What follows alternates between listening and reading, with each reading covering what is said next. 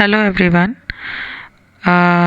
Chapter number 4 का session number 2 हम लोग डिस्कस कर रहे थे, जिसमें हम लोगों ने एंटरप्रेन्योरशिप के बारे में पढ़ा था। एंटरप्रेन्योरशिप की रोल्स के बारे में पढ़ा था कि एंटरप्रेन्योरशिप का क्या गोल है और उस गोल को अचीव करने के लिए उसे कौन कौन सी चीज़ें अप्लाई करनी पड़ती हैं। उसके बाद मैंने आपको बिल गेट्स का एग्जांपल दिया था, जिसमें बिल गेट्स के बारे में बताया था कि वो एक टीनेज एंटरप्रेन्योर थे जिन्होंने अपनी बहुत कम उम्र में एंटरप्रेन्योरशिप स्टार्ट की थी। उसके बाद हम लोग अपना नेक्स्ट टॉपिक स्टार्ट करते हैं, जो टॉपिक है हमारा characteristics of entrepreneurship. That means कौन कौन सी कैरेक्टरिस्टिक्स होनी चाहिए एक एंटरप्रेन्योर बनने के लिए। तो उसकी कुछ ये आपका पेज नंबर 122 पर है। बुक से आप इसको कंप्लीट रीड करेंगे। मैं आपको की पॉइंट्स बता रही हूँ जो आपको उसको समझने में हेल्प करेंगे। फर्स्ट है गोल ओरिएंटेड।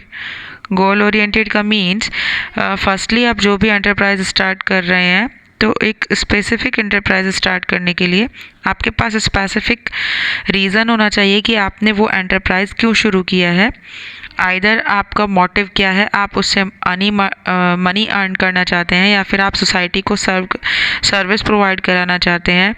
आपका गोल, जो इनिशिएटिव है आपका, वो क्लियर होना चाहिए। नेक्स्ट आपका है रिस्क बियरिंग। अगर आप कोई भी एंटरप्राइज स्टार्ट करना चाहते हैं, तो एक सक्सेसफुल एंटरप्रेन्योर बनने के लिए सबसे मोस्ट इम्पॉर्टेंट टॉपिक जो है कि हमें कोई भी फेलियर हो उसका सामना करना पड़ेगा। मतलब हमारे अंदर इतनी कैपेबिलिटी होनी चाहिए कि सामने से अगर कोई भी रिस्क आती है तो हम उसे ईजिली बेयर कर लें और किसी भी फेलियर से घबराएं नहीं। तभी हम जाकर एक सक्सेसफुल बिजनेस एंटरप्रेन्योर बन सकते हैं। थर्ड पॉइंट है क्रिएटिव रिस्पॉन्स। क्रिएटिव रिस्पॉन्स में है कि आप कुछ अगर आपको एक सक्सेसफुल एंटरप्रेन्योर बनना है, तो आप उसमें क्रिएटिविटी करते रहें। एनवायरनमेंट को चेंज करने के लिए, कुछ न्यू आइडियाज़, कुछ बेटर इम्पैक्ट डालने के लिए या अपनी ग्रोथ को बढ़ाने के लिए आप उसमें कुछ क्रिएटिव इंट्रोड्यूस करें, जिससे कि आपकी ग्रोथ एनहांस होगी और बिजनेस में आप ऊंचाइयों पर जाएंगे। फोर्थ पॉइंट है गैप फिलिंग। गैप फिलिंग का मीन्स बताता है कि जो भी बिजनेस पर्पस रिगार्डिंग कोई भी एंटरप्रेन्योर है, वो गैप को फिल करे। और वो गैप किसके बीच में होता है? सोसाइटी के बीच में और हमारे बीच में। मतलब सपोज टू बी कि आपकी जो शॉप है, उस शॉप में आपने लक्स साबुन रखा हुआ है, लेकिन वहाँ का जो लोकल एरिया है, वहाँ की जो लोगों की डिमांड है, वो लक्स साबुन को बियर नहीं कर सकते। मतलब समझिए कि उनके पास उनकी कंडीशन इतनी इकोनॉमिकली स्ट्रॉन्ग नहीं है, वो किसी सस्ते साबुन को एक्सपेक्ट करते हैं। तो जिससे कि हमारे पास जो हमारा मटेरियल है वो तो ऐसे कैसे रखा रह जाएगा। ठीक है, तो गैप फिलिंग का मतलब ये है कि हमें ये समझना पड़ेगा कि सोसाइटी क्या चाहती है और हमारे पास अवेलेबल क्या है। अगर हमें जो हमारे पास अवेलेबल है, अगर हमें वही देना है, तो हम उसे कम मार्जिन में निकालने की कोशिश करेंगे, ताकि वहाँ के लोग जो उनके पास मनी है वो उसी में कुछ अच्छा ले पाएँ। या फिर हम जो वहाँ की लोकल सोसाइटी जो चाहती है, हम वो उनके लिए प्रोवाइड कराएं। ठीक है, उसके बाद नेक्स्ट पॉइंट है ऑर्गेनाइजेशनल स्किल। ऑर्गेनाइजेशनल स्किल का मतलब, अगर हम एक एंटरप्रेन्योरशिप स्टार्ट करते हैं, तो हम उसके लिए कुछ फैक्टर्स ऐसे भी इन्वॉल्व करेंगे अपने एंटरप्रेन्योरशिप में, जो कि प्रोडक्शन को भी लेकर चलें। लाइक जिसमें लैंड है, कैपिटल है, लेबर है। ठीक है, ये क्या करते हैं? ऑर्गेनाइज करते हैं एक एंटरप्राइज को, जिससे कि बिल्डर्स और जो वहाँ पर जो भी आपको सर्विस प्रोवाइड करा रहा है, उनके बीच में एक बहुत स्ट्रॉन्ग कनेक्शन बन जाता है, जिससे कि बाकी लोगों को भी रोजगार मिलता है। नेक्स्ट अपन बात करते हैं इनिशिएटिव। इनिशिएटिव का मीन्स, अगर आप एक एंटरप्रेन्योर हैं, तो आपके बिजनेस के लिए आपको खुद को ही इनिशिएटिव लेना पड़ेगा। चाहे वो आपका किसी भी तरीके का बिजनेस है, आप ये नहीं सोचेंगे कि हमें सामने से कोई इंसान आकर बताएगा कि आपको अपने बिजनेस में क्या कुछ नया करना चाहिए, जिससे कि आपका बिजनेस बहुत ही अच्छा तरक्की करे, बहुत ही ऊंचाइयों तक जाए। दैट्स वाई आप अपने बिजनेस की रिक्वायरमेंट को जानें और उसमें इनिशिएटिव लेने की कोशिश करें। लास्ट पॉइंट जो हमारा है डायनामिक प्रोसेस। डायनामिक प्रोसेस कहता है कि आपको एनवायरनमेंट चेंज करना चाहिए टाइम टू टाइम और क्रिएटिव अपॉर्चुनिटीज़ को क्रिएट करना चाहिए अपॉर्चुनिटीज़ को। मतलब कि आप जब भी एनवायरनमेंट को चेंज करेंगे तो एनवायरनमेंट को चेंज करने से वहाँ पर कुछ न्यू चीज़ों की रिक्वायरमेंट जनरेट होगी, ठीक है, जिससे कि नई नई अपॉर्चुनिटीज़ जनरेट होंगी और आप उस अपॉर्चुनिटी की वजह से अपने बिजनेस को और ज़्यादा ऊंचाइयों पर ले जा सकेंगे, ठीक है। ये टॉपिक हमारा कंप्लीट होता है। इसके साथ ही हम नेक्स्ट टॉपिक स्टार्ट करते हैं, role of entrepreneur. Role of entrepreneur का मतलब कि एंटरप्रेन्योर का एक बिजनेस स्किल में क्या क्या रोल है, ये तो आप सभी को पता है। एक पर्सन जो कि एक गुड एंटरप्रेन्योर स्किल्स रखता है, कैरेक्टरिस्टिक्स रखता है, वो एक बहुत अच्छा एंटरप्रेन्योर बन सकता है और बहुत अच्छी इसकी एंटरप्रेन्योरशिप चल सकती है, ठीक है। नेक्स्ट थिंग इज़ दैट कि जो भी कोई भी इंसान एंटरप्रेन्योर बन सकता है, ज़रूरी नहीं कि वो बहुत ज़्यादा पढ़ा लिखा होना चाहिए, वो अनएम्प्लॉयड भी हो सकता है। सिर्फ और सिर्फ उसको बेनिफिट, सिर्फ और सिर्फ उसको अपॉर्चुनिटी पहचानने का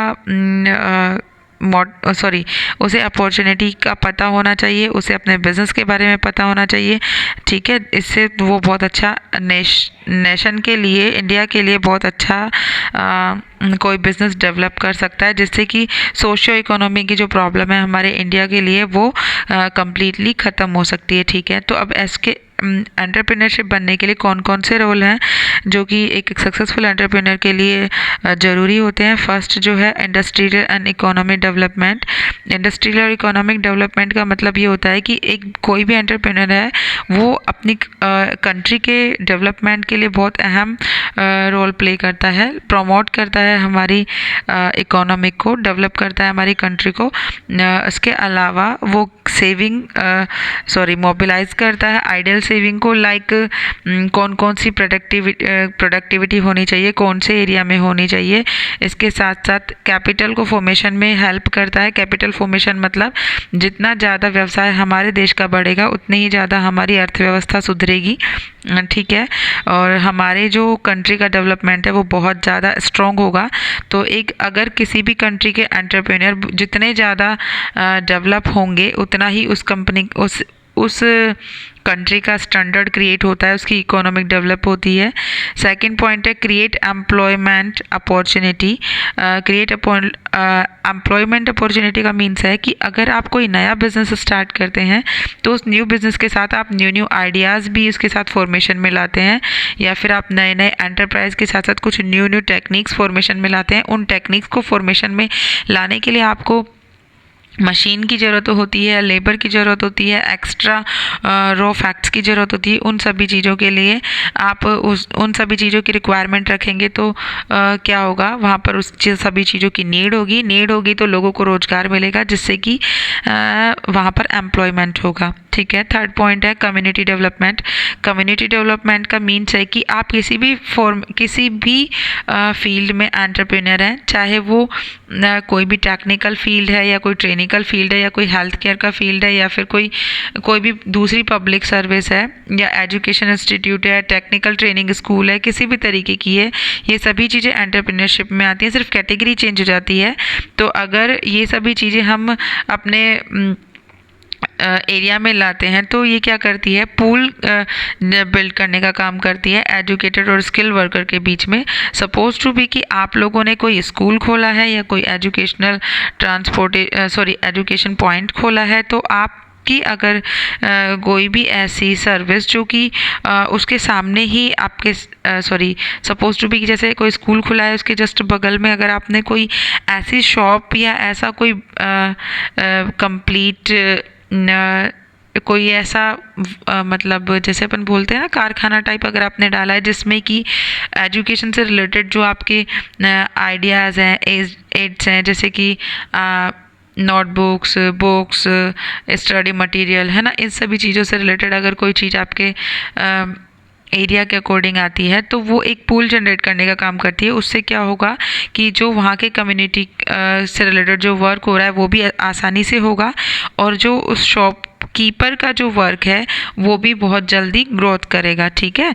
तो ये दोनों के बीच में एक पूल बनने का काम करता है। नेक्स्ट अपन बात करते हैं balanced regional growth. Regional growth balance करने का मतलब कि जैसे जैसे आप कुछ कोई भी किसी भी तरीके का बिज़नेस ओपन करते हैं, चाहे वो किसी भी फॉर्मेशन में ओपन करते हैं, तो वो प्रोवाइड कराता है जॉब अपॉर्चुनिटी को। सपोज टू बी कि कोई एक सिटी में कोई न्यू एमएनसी कोई कंपनी खुली है और उस कंपनी में कोई रूरल एरिया से वर्कर्स जाते हैं, तो उन्हें भी क्या मिलता है, अपॉर्चुनिटी मिलती है वहाँ पर वर्क करने के लिए, जिससे कि रूरल और अर्बन एरियाज़ के बीच में कनेक्शन एस्टैब्लिश होता है, जिससे कि उन्हें जॉब अपॉर्चुनिटी प्रोवाइड होती है। ठीक है, आज के लिए इतना ही। इसके आगे वाले टॉपिक को मैं नेक्स्ट वीडियो में डिस्कस करूँगी। आपको कोई चीज़ समझ नहीं आई हो तो मुझे कमेंट्स में बता दीजिए और अपने कमेंट्स को शेयर किया कीजिए, ताकि मुझे आपकी प्रेजेंस का पता चले कि आपने वीडियो देखा है या नहीं। Okay, thank you.